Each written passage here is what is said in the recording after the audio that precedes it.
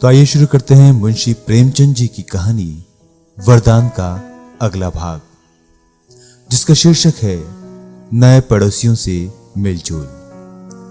मुंशी सजीवन लाल, जिन्होंने सुवामा का घर भाड़े पर लिया था, बड़े विचारशील मनुष्य थे।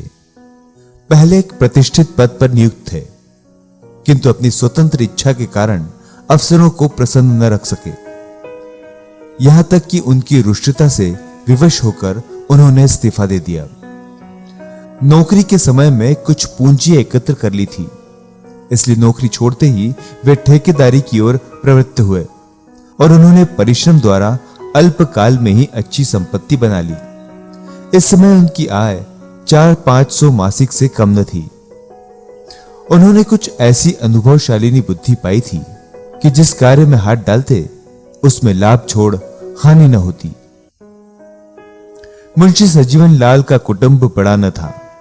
संतानें तो ईश्वर ने कई दी, पर इस समय माता पिता के नयनों की पुतली केवल एक पुत्री ही थी।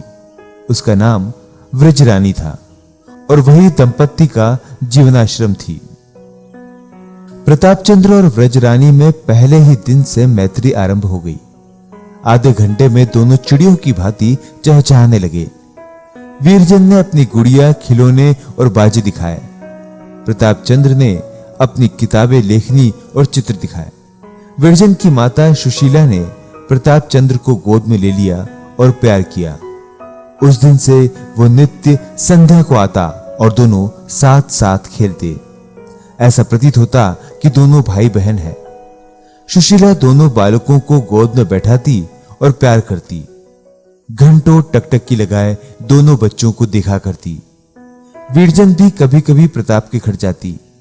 विपत्ति की मारी सुवामा उसे देखकर अपना दुख भूल जाती, छाती से लगा लेती, उसकी भोली भाली बातें सुनकर अपना मन बहलाती। एक दिन मुंशी सजीवन लाल बाहर से आए तो क्या देखते हैं कि प्रताप और वीरजन दोनों दफ्तर में कुर्सियों पर बैठे हैं। प्रताप कोई पुस्तक पढ़ रहा है और वीरजन ध्यान लगाए सुन रही है।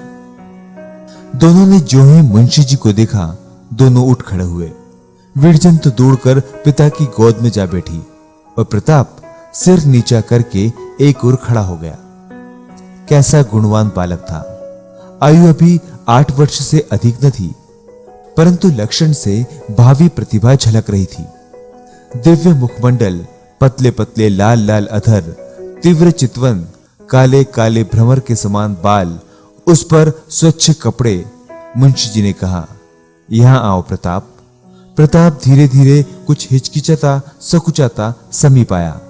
मुंशी जी ने पितृवत प्रेम से उसे गोद में बैठा लिया और पूछा, तुम अभी कौन सी किताब पढ़ रहे थे?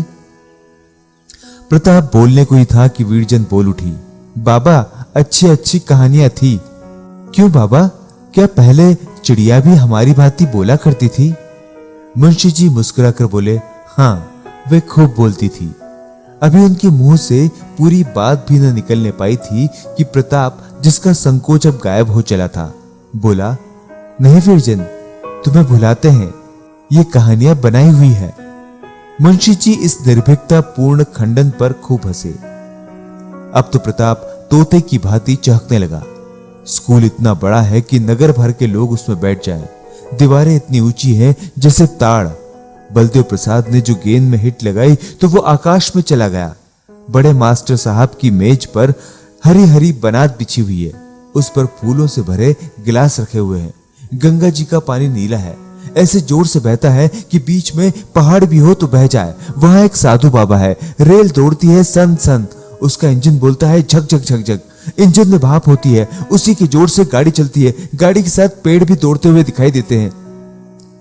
इस भांति कितनी ही बातें प्रताप ने अपनी भोली भाली बोली में कही। वीरजन चित्र की भांति चुपचाप बैठी सुन रही थी। रेल पर वो भी 2-3 बार सवार हुई थी, परंतु उसे आज तक ये बात ज्ञात न थी कि उसे किसने बनाया और वह क्यों कर चलती है। 2-3 बार उसने गुरुजी से ये प्रश्न भी किया था, परंतु उन्होंने यही कहकर टाल दिया कि बच्चा कोई बड़ा भारी और बलवान घोड़ा है जो इतनी गाड़ियों को सन्न सन्न खींचे लिए जाता है। जब प्रताप चुप हुआ तो वीरचंद ने पिता के गले में हाथ डालकर कहा, बाबा हम भी प्रताप की किताब पढ़ेंगे। मुंशी जी ने कहा, बेटी तुम तो संस्कृत पढ़ती हो, ये तो भाषा है। वीरचंद कहने लगी, तो मैं भी भाषा ही पढ़ूंगी। इसमें कैसी अच्छी अच्छी कहानियां हैं, मेरी किताब में तो कहानी भी नहीं है। क्यों बाबा, पढ़ना किसे कहते हैं? मुंशी जी बगले झांकने लगे। उन्होंने आज तक आप भी कभी ध्यान नहीं दिया कि पढ़ना क्या वस्तु है। अभी वे माथा खुजला ही रहे थे कि प्रताप बोल उठा, मुझे पढ़ते देखा है ना, उसी को पढ़ना कहते हैं। वीरचंद कहने लगी, क्या मैं नहीं पढ़ती? मेरे पढ़ने को पढ़ना नहीं कहते? वीरचंद सिद्धांत कौमुदी पढ़ रही थी। प्रताप ने कहा, तुम तोते की भांति रटती रहती हो। तो यह भाग यहीं समाप्त होता है। अगले भाग में फिर मिलेंगे। आपसे निवेदन है कि हमारी इस चैनल को सब्सक्राइब करें और घंटी का बटन दबा दें ताकि आपको आगे आने वाली कहानियों के नोटिफिकेशन मिलते रहें। नमस्कार।